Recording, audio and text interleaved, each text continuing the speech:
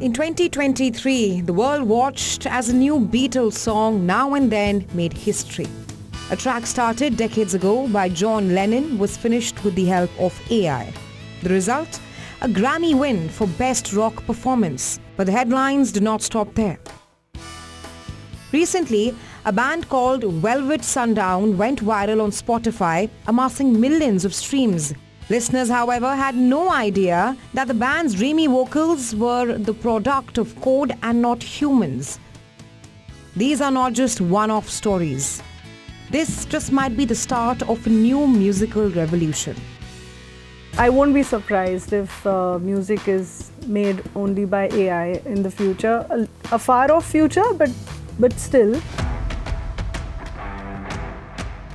AI is changing how music is made. It's a game changer for independent artists and aspiring musicians.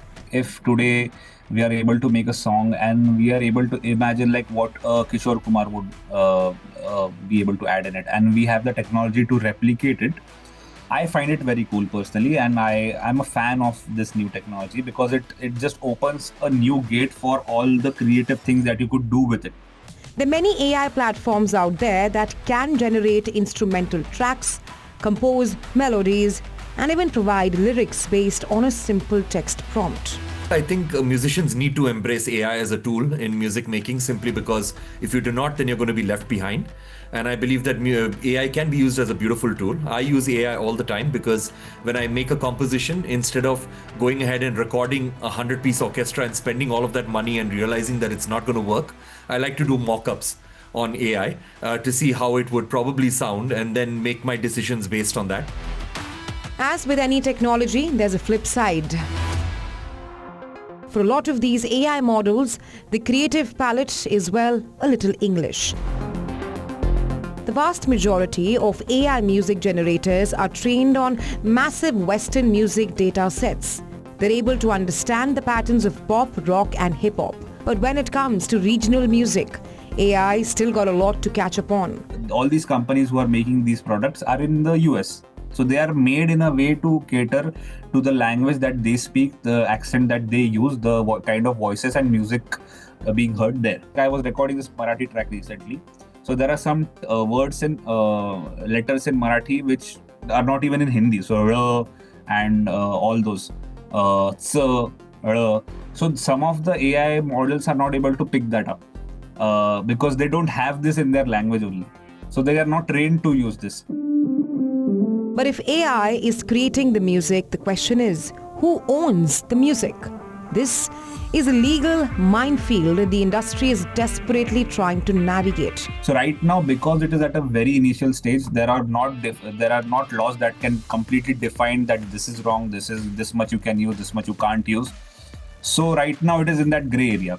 But I think eventually as people start using it, after a point, there will be flaws because otherwise it will be very difficult for intellectual properties to be held in a manner that they don't get misused.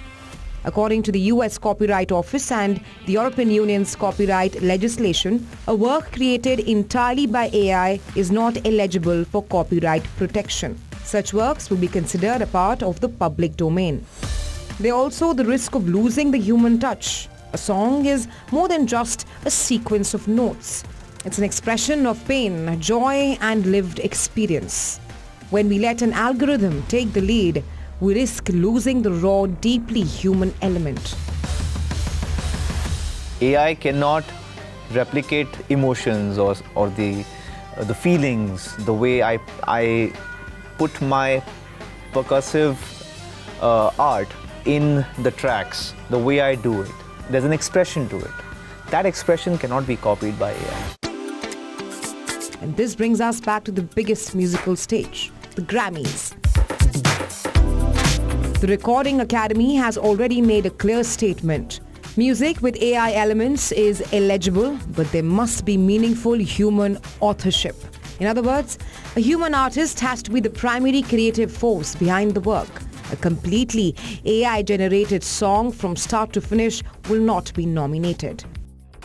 I do believe that there needs to be a special category or special categories for AI music but it should not be mixed with the human categories. I've seen, art directors, people who make, pieces of graphic art and things like that, where they are, or even filmmakers who are creating pieces of content using AI.